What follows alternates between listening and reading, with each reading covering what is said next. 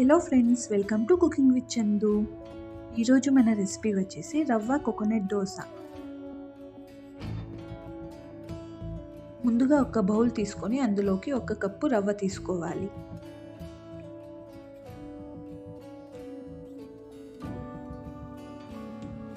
అదే కప్పుతో 1 cup water వేసుకొని మొత్తం అంతా కలుపుకోవాలి.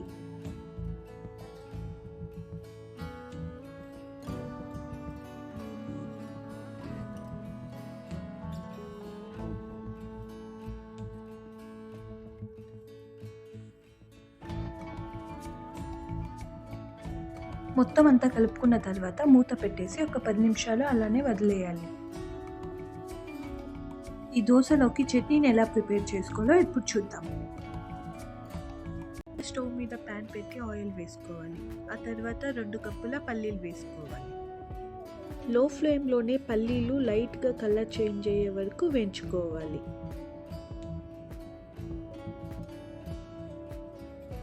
పల్లీలు కలర్ చేంజ్ అయ్యాక 1 కప్పు శనగపప్పు, పచ్చిమిర్చి, కరివేపాకు, పుదీనా ఆకులు వేసుకొని 2 నిమిషాల పాటు లో ఫ్లేమ్లోనే ఫ్రై చేసుకోండి.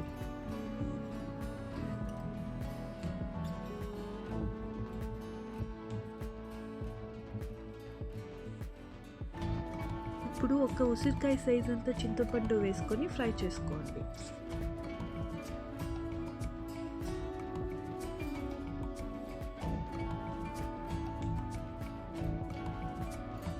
చక్కగా వేగిన తర్వాత స్టవ్ ఆఫ్ చేసేసి వీటిని పూర్తిగా చల్లారనివ్వాలి. ఇదంతా చల్లారిన తర్వాత మిక్సీ జార్లోకి తీసుకోవాలి. ఇందాక మనం పల్లీలు వేసుకున్న కప్తో 1 కప్పు పచ్చి కొబ్బరిని అయితే వేసుకోవాలి. రుచికి తగినంత ఉప్పు వేసుకొని మెత్తగా రుబ్బుకోవాలి. ఇలా గ్రైండ్ చేసుకున్న చట్నీని 1 కప్లోకి తీసుకోండి. నెక్స్ట్ మిక్సీ జార్లోకి నీళ్ళని వేసుకొని ఆ నీళ్ళని కూడా ఈ చట్నీలో వేసుకొని పల్చగా కలుపుకోండి.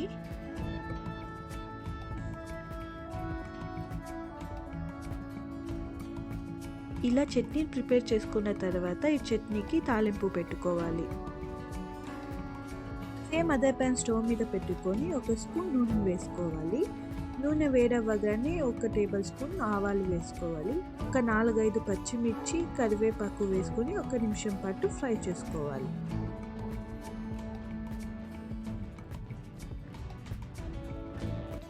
ఒక నిమిషం పాటు ఫ్రై అయిన తర్వాత స్టవ్ ఆఫ్ చేసేసి ఈ తాలింపుని తీసుకొచ్చి మనం ముందుగా ప్రిపేర్ చేసుకున్న చట్నీలకైతే వేసేసుకోవాలి.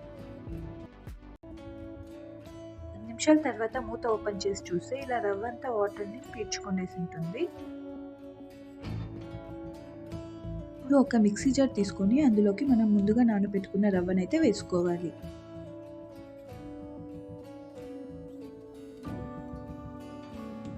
1 కప్పు కొబ్బరిని వేసుకొని ఫైన్గా మిక్సీ పట్టుకోవాలి.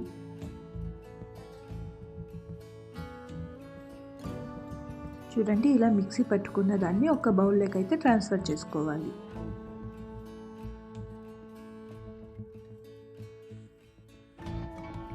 ఇలా బౌల్లోకి ట్రాన్స్ఫర్ చేసుకున్న తర్వాత మొత్తం అంతా ఒక్కసారి కలుపుకోవాలి.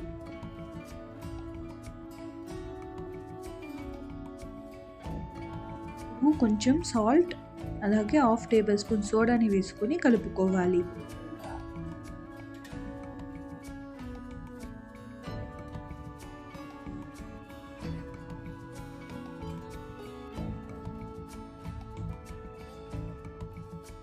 మొత్తం అంతా కలుపుకున్న తర్వాత ఒక 10 నిమిషాల పాటు మూత పెట్టేసి వదిలేయండి.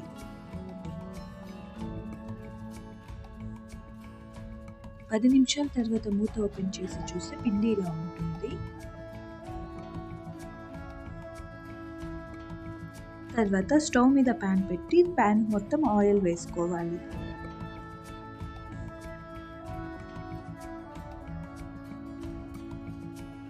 ఆయిల్ వేసుకున్న తర్వాత 1 గెంటి పిండిని వేసుకొని స్ప్రెడ్ చేసుకోవాలి.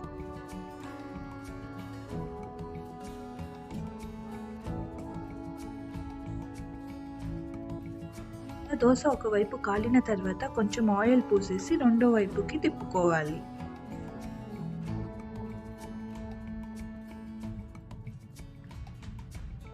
రెండు వైపులా కాలిన తర్వాత ప్లేట్లోకి తీసుకొని సర్వ్ చేసుకుంటే ఎంతో టేస్టీగా ఉండే కోకోనట్ దోశ రెడీ. ఈ వీడియో మీకు నచ్చినట్టయితే కుకింగ్ విత్ చందు ఛానల్ని సబ్స్క్రైబ్ చేయండి.